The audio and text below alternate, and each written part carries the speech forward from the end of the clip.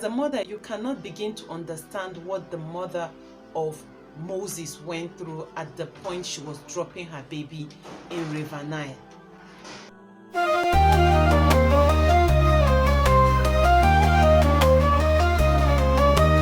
Assalamu alaikum everyone. Welcome back to Islamic Stories by Zainab, a channel where we share with you stories of the Prophet, the Sahabas, and the experiences of everyday believers just to help uplift your spirit, strengthen your Imran, and share ideas with you on how you can navigate through life challenges.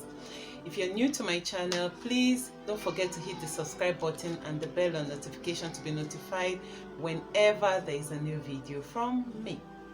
So today I shall be sharing with you a story that is very dear to me, a story that I regularly tap upliftment from, a story whenever I remember. It keeps inspiring me to renew my belief in Allah and to understand that once you stand with Allah, He will never let you down. And that is the story of Nabi Musa alayhi salatu wasalam, who is generally known as Moses. The reason why I'm able to connect with this story is because as a mother, you cannot begin to understand what the mother of Moses went through at the point she was dropping her baby in River Nile. But I would like to start the story from the beginning, which is what got the children of Israel into Egypt. Some of us might know, or let me just say this, for those of us that do not know, the children of Israel were not originally in Egypt. They are the descendant of Jacob, who is known as Nabi Yaqub alayhi salatu wasalam, and they came to Egypt during the period when there was famine. And at that time, if you remember the story of Nabi Yusuf alayhi salatu wasalam, who is known as Joseph, he had, let me just give a brief background knowledge of that story. Joseph had 11 brothers who wanted to do away with him, and they had suggested killing him, but one of them said, instead of killing him, let's drop him in a well, which was what they eventually did. They left him in the well and went home. And some merchants who were passing by thought there was water in the well, came into the well to fetch water and discovered a very handsome boy.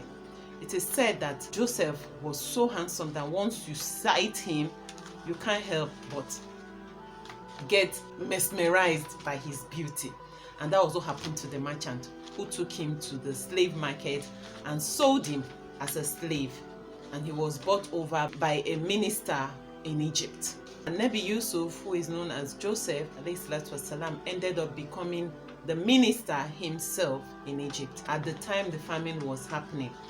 So his brothers, who had dumped him in the well, came to Egypt looking for food to buy. On getting to Egypt, they met with the minister. They didn't recognize him, but he recognized them. And he asked them to go and bring their father. He had had a dream before then about moon and stars bowing down to him.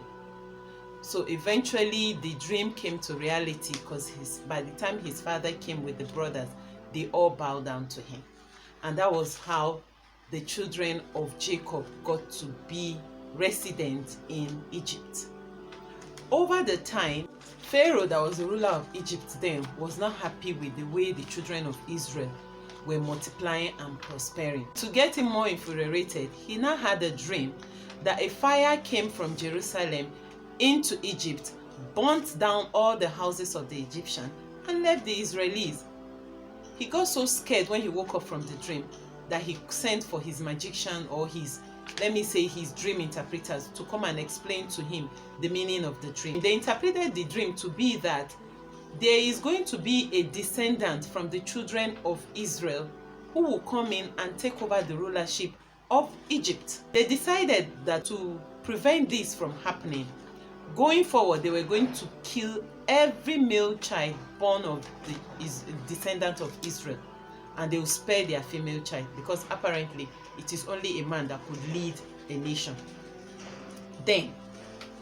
So they started. Pharaoh in the time past had been used to forcing the Israelis to work for him for a little change or nothing at all. And because of this, He was running out of manpower because he had killed a lot of children of Israel. His council members came together and told him that because of the killing they had carried out over the years, they were running out of manpower. They now decided within themselves that, okay, they were going to be sparing the male child of the Israeli every other year, meaning that they will kill the ones born this year and spare the one born the next year. And this they started. The year they allowed the male child to live was the year the mother of Moses gave birth to Anabi Haruna, who is known as Aaron.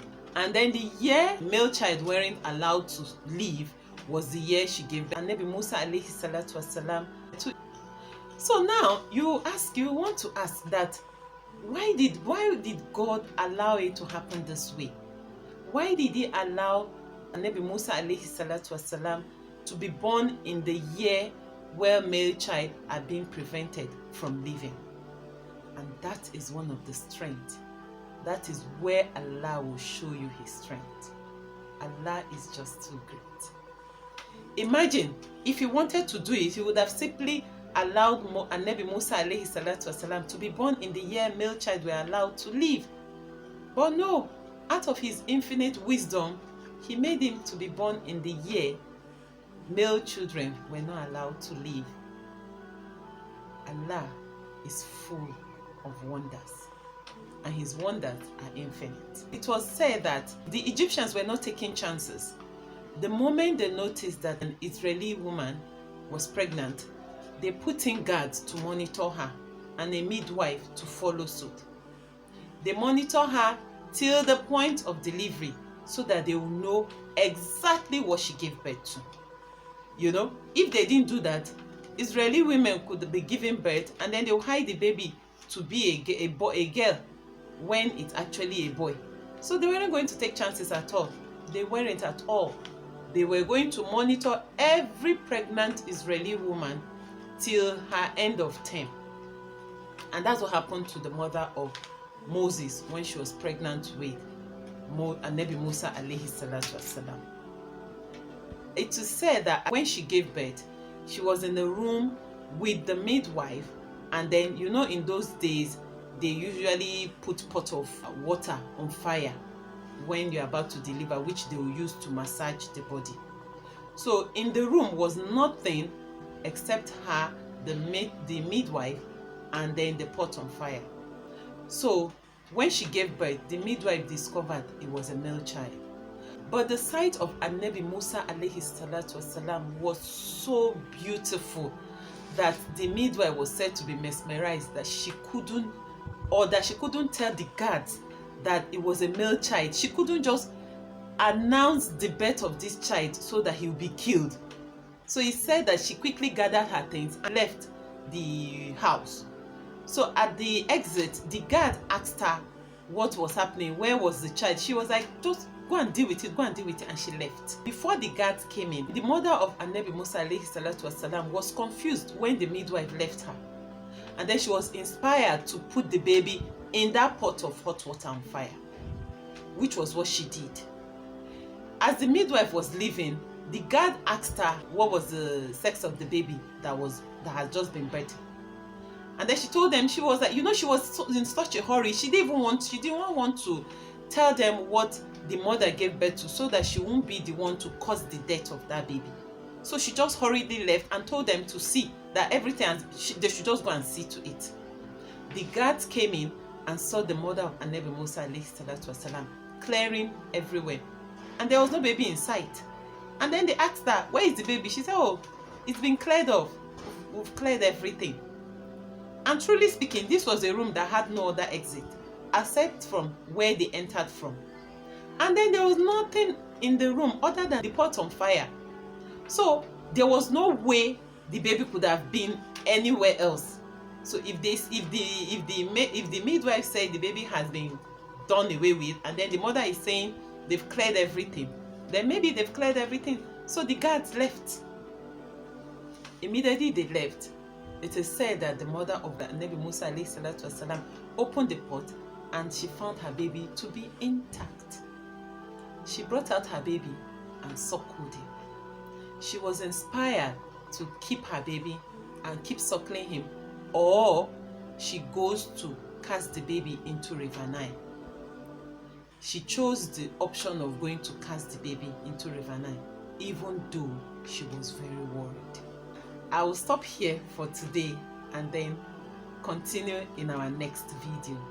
Please don't forget to hit the subscribe button and the bell on notification to be notified whenever there is a new video from us. Thank you very much for staying tuned. And Jazakallahu khairan. And once again, Assalamu alaikum wa rahmatullahi ta'ala wa barakatuh.